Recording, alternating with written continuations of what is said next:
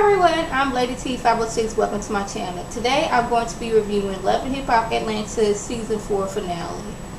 We're going to talk about this performance with Jessica and Margot. Me personally, I didn't like it. You know, it wasn't my cup of tea. Them themselves, they was proud because they made me mad. And that was their goal. So I guess they accomplished something, but, you know, maybe you shouldn't, you know, be wanting to piss off folks that know folks, you know. That's just my thinking, you know. Maybe we could very well be spiteful and just go around to a couple of folks, whispering some few people's ear, was like, you know what, you might not want to work with Jessica now. This is her picture right here. Act like this is a picture. This is her picture right here. Yeah, this is not the person you want to be working with, because it will be a headache and a half. So don't do that. So maybe Jessica, you know, I guess you working with Dawn, but Dawn is a booking agent.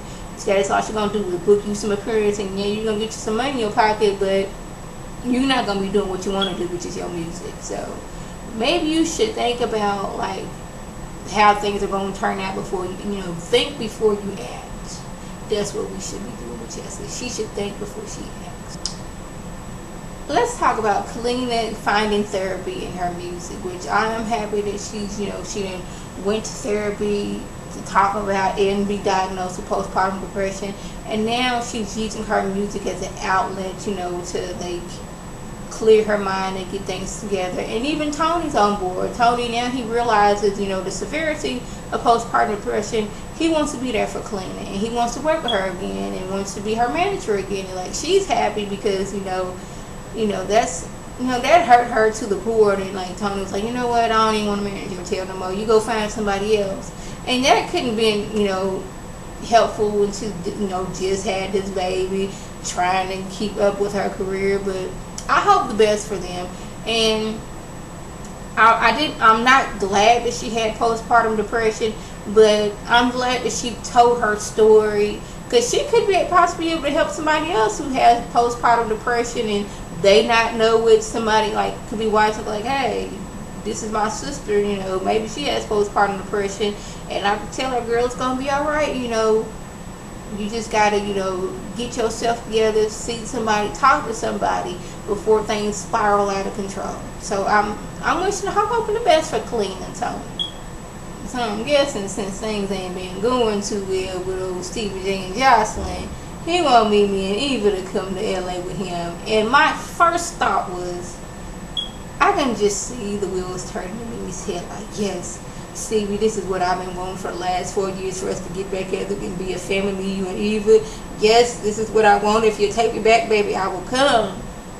But then, you know, she got to play it cool. She might not be thinking that, but that's my first thought when he was like, come to LA. And she's like, what do you mean? Like, am I going to be in your house? Am I going to be in a separate house? What is this? But, you know, she kind of is because of Joseline. But, you know, Stevie, he's kind of like torn, because, like, now that things are going good in his career, he didn't, you know, stop doing drugs and all that stuff, and he's clear-minded, getting back in the game. Joseline, she going behind his back, you know, in the studio, working with folks that he know and all this stuff. And like, he's like, you know what, he ain't trying to do all that no more. He done tried all he could with Joseline, but Joseline, he feels Joseline, she not appreciate what, you know, old Sleezo did for her. So maybe it's good for Mimi and little baby Eva to come to LA with him. And now that Stevie is clear-minded, I would love to see him and Mimi. I know what's wrong, but I would love him and Mimi to get back together. I mean, I love him and Joseline together, but it's like I'm torn. I like him with both, but I would love it not now that he's like sober in his right mind. Him and Mimi try to work it out, but I don't know, maybe like that, you know, that ship was sailed with their relationship. But I was like, I was pulling out hope for them too. So Margot and Nico meet up, and she wants to let him know not only is she in a relationship, but she is in a relationship with a woman. And I was like, you know what, Mona, don't do it. You bet not say that she is in a relationship with Arian. You bet not do it, because that's where my mind went. I know how Mona always want to put a little plot twist. And I was like, if it's Arian, I'm not gonna do it with you, Mona. I'm not gonna do it. But it's not Arian. It's some girl named America, like America, but without the A. And Nico got the nerve to be mad, like, okay, so is this your new relationship? Is this the reason why we're getting a divorce? It's like, no, Nico. The reason why y'all getting a divorce is because you flew your tail down to Atlanta, conned your way into Mimi's life. Y'all cooked the books and made that sex tape. That's why you guys are getting divorced. It ain't got nothing to do with doggone Margot's tail. It's you. And like, he all bad talking about something else. I feel played because, like, I thought you was coming to Atlanta and we was going to work things out, you know. Never mind the fact that I would still be with Mimi if she wanted me. And never mind the fact that I was cheating on you and I was in a public 2-year relationship with somebody else. We going to forget all that now. Yeah, it is my fault, but I'm not going to take blame. I'm going to blame your tail. I'm like, really, Nico? Are we really doing this? And he really got the nerve to feel all shocked and appalled and said, like, how can you do this to me? It's like, how could you do that to her? How about that? So, we are at Rashida's little grand opening for her store. And who would to show up but Jock and Kadia? And he says that yes, they're back together despite the fact that all her drama.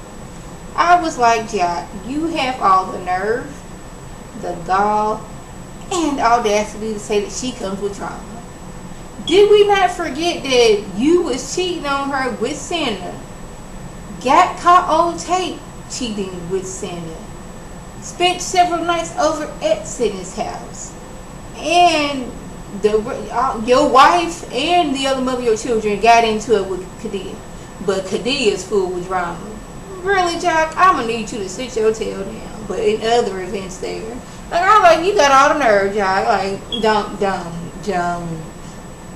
Like, this season alone, you did so much drama. And Kadia, I don't think she was to blame for it. She kept on taking your tail back. But anyway, so Mimi and Karlie Red chose up because, you know, even though Rashida and Erica, you know, cut up foods at her, you know, little establishment, she was going to come and be supportive. So she shows up and it's like, okay, they did squash some things. And Mimi, she was like, yes, Stevie J, my child's father. Like they don't know who Stevie J is.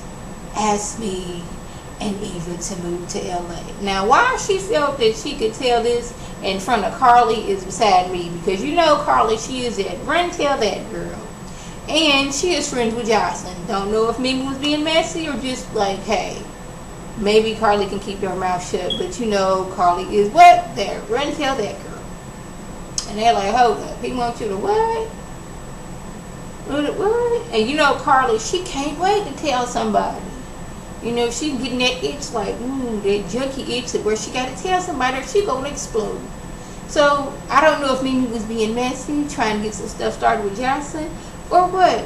But she just wanted the girls to know that, yeah, Stevie wanted me to come to LA. And, you know, I'm glad that Rashida and Erica and Karlie Red, they done made up. They not fussing and fighting no more. And they done came together to be friends yet again. Y'all, I feel sorry for Jocelyn, but she's so happy because she did, you know, did something on for her career, and she happy that she didn't accomplish something. But you know, Stevie J ain't there to support her. He at home writing her a doggone 4-page letter talking about somehow things going wrong in their relationship. And I was like, man, Josh, she all happy about this performance and what she doing, and she did this on her own. She didn't need Stevie J. I guess she wanted to I guess this is what I'm thinking, that she like, I accomplished this on my own. I didn't need Stevie J. And you know, that's something big for her. She said, I don't want to just, you know, be known just because she with Stevie J. She want to do something her own. But you know, Stevie J, he at home getting flowers, writing her a 4-page letter about what's going on in their relationship, and I guess why he leaving and why he not there to support her. And I was like, oh, Jocelyn, she all happy about this, and then she had to deal with all this. Mama D all stressed out, her cheering ain't showing up for her wedding. Finally, Princess Jasmine. Now, is her name Jasmine or Jasmine? Because Mama D called her Jasmine. Surprised Scrappy's name ain't Aladdin. Because you know Mama D got on with all these princes and kings and all that mess. But anyway, Scrappy finally shows up and he like running down the street. Is it just me or did his tux look too big for him?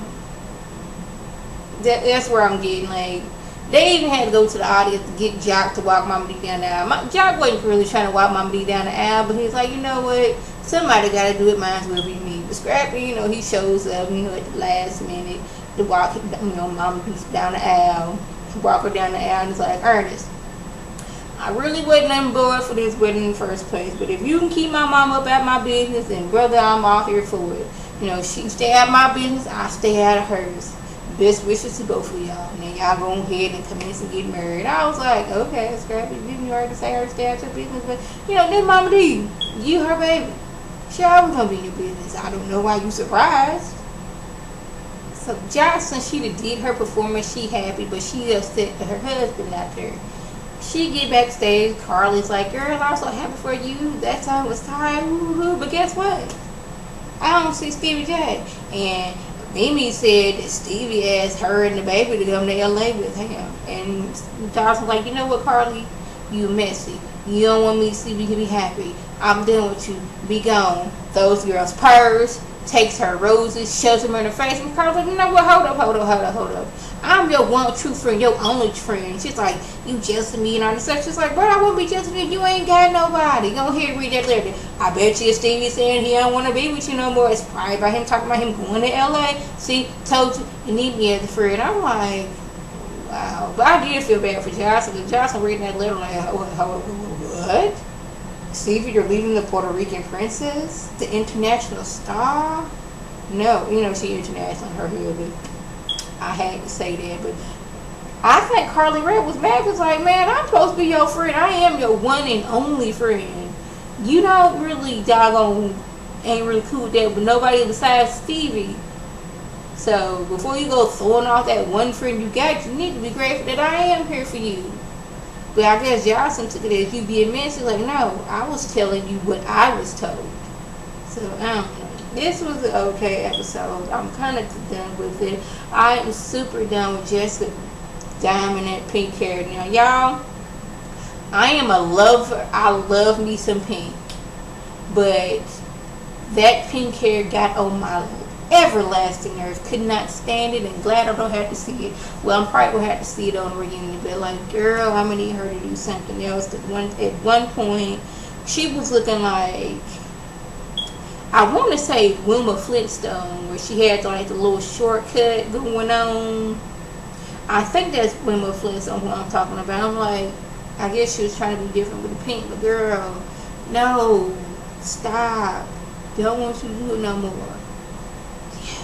So that was just everything. If I left anything out, by all means, leave a comment or video response. And like always, I want to thank my subscribers and the people who watch my videos. I want you to like this video, comment, and subscribe. Share this video with your friends on Facebook, Twitter, Instagram, and here on YouTube.